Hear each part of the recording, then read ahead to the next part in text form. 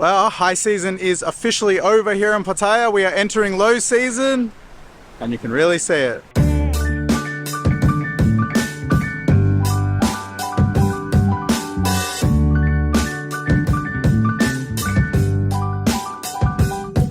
The tourism numbers so far this year weren't that great in Thailand in general, but in Pattaya was hit particularly hard. And as I take a walk around here, looking at everything now and all the changes over the last few years, it's been really interesting.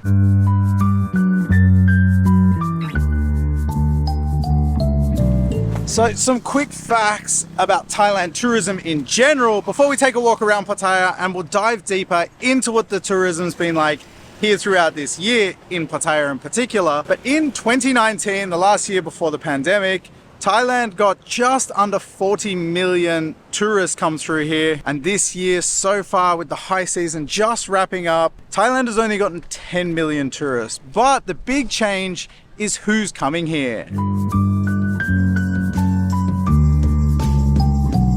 Now, 10 million tourists so far this year may sound really good, but what you need to factor in is that's the high season and that's it, done. We're about to enter the low season. We're about to enter the wet season.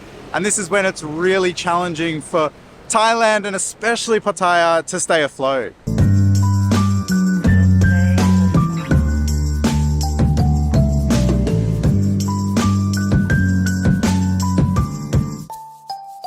Now, I have seen all stages of this town. I've been here when it's completely rammed and the traffic's insane. It's hard to cross the road. Forget about getting a taxi anywhere. The bar buses are full.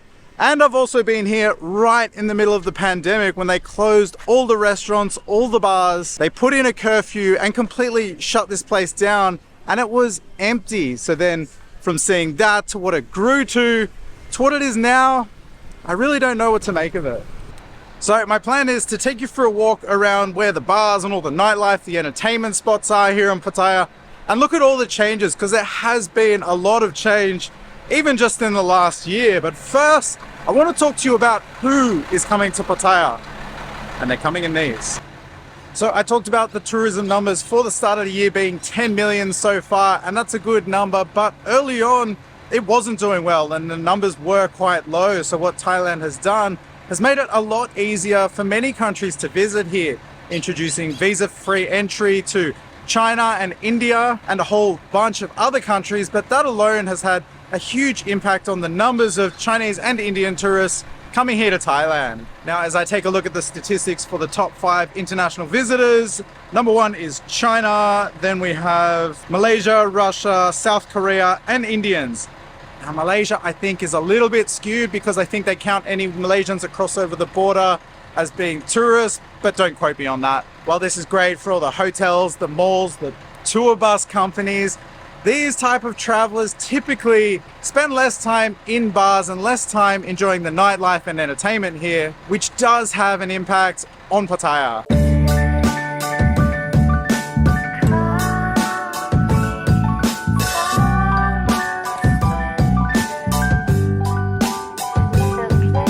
I'm just taking a walk along Second Road now. I'm going to head up to the Tree Town area, take a walk through there, through LK Metro, and check out all the changes that have been happening in that area, because there's been a lot.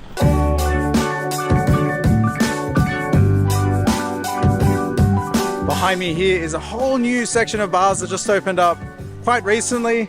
Myth Night Beer Town. I'm not sure what it's called, but this is a really nice place. It looks really cool as you come past because everywhere is brand new and it's all lit up. But as I came past last night on the way in, it didn't look that busy.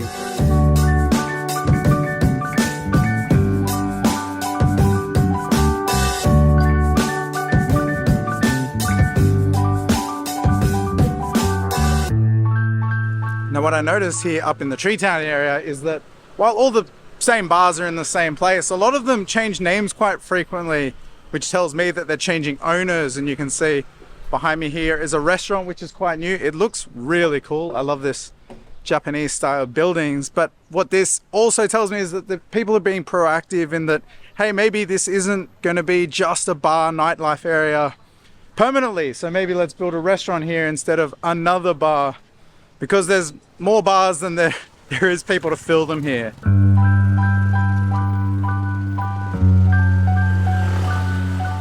Same with this bar on the corner of Treetown, Ballistic 13 bar. I'm not sure if it's changed owners or they just renovated it, but it's been a few different variations of this bar over the last few years. I love coming here. They got great bands and live music. So again, I'm not sure if it changed owners or they were just, maybe they were killing it and they were refurbishing it.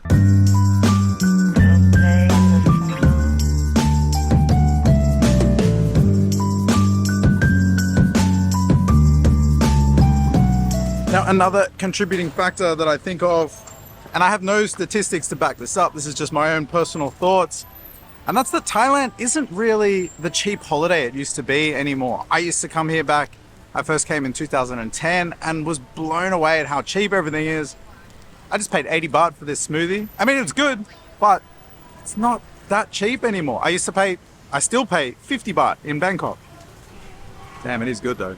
The cost of everything in Thailand has sort of been gradually going up through time, especially now in Bangkok. I went out just recently and I was paying 200 baht, which is about $8 for a beer, which is almost quite similar prices to what we pay for a beer back home. It's much cheaper here in Pattaya, but it is still constantly going up everywhere. Also, you can factor in the cost of living back home, inflation and everything. It's getting harder to take holidays, and if Thailand isn't that really cheap destination that it used to be, that will be a contributing factor. It is good.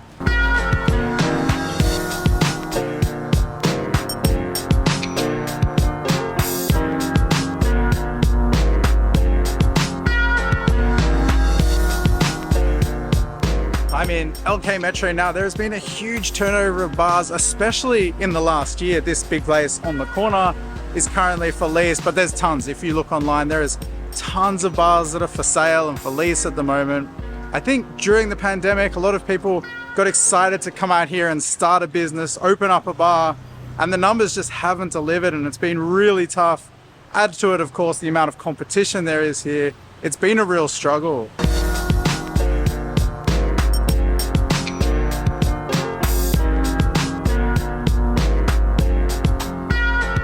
As I take a walk through LK, you can see so many of the bars, the names have changed. And again, I'm assuming that's a change of ownership, but it's quite a lot along here and everywhere, really. I'm not that in tune with it all because I don't really come down here all that much anymore and pay close attention, but I'm sure any of you Pattaya experts, let us know which ones have changed.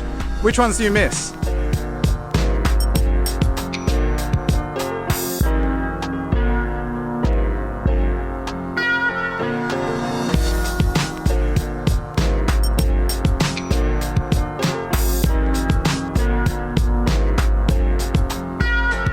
Something else I want to point out with this shift of tourism is it's not just the bars that are affected, it's also going to be these little local restaurants. These restaurants typically cater to Western people or local Thais, actually often a combination of the two.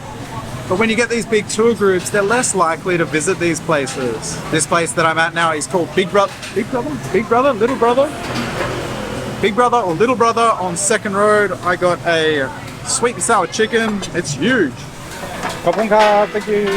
Bye-bye. Awesome lunch. Little Brother on Second Road. Awesome place.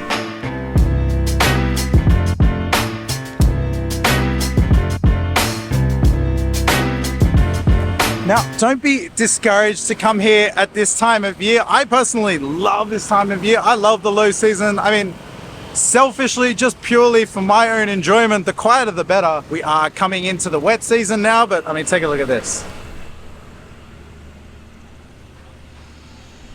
Blue skies, sunny and hot as hell, like always. But as I was saying, there are definitely benefits to coming this time of year. It's quieter, everything's cheaper, you can get better hotels at more affordable prices, and the weather's still great.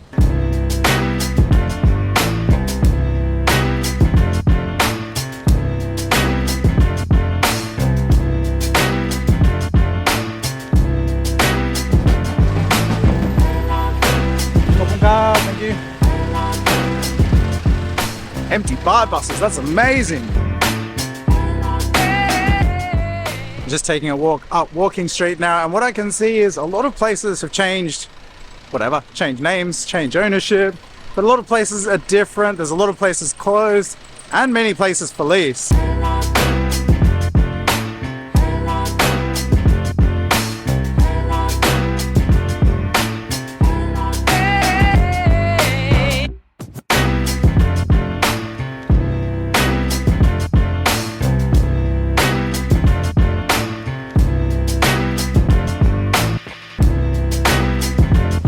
So what do I think the future holds for Pattaya?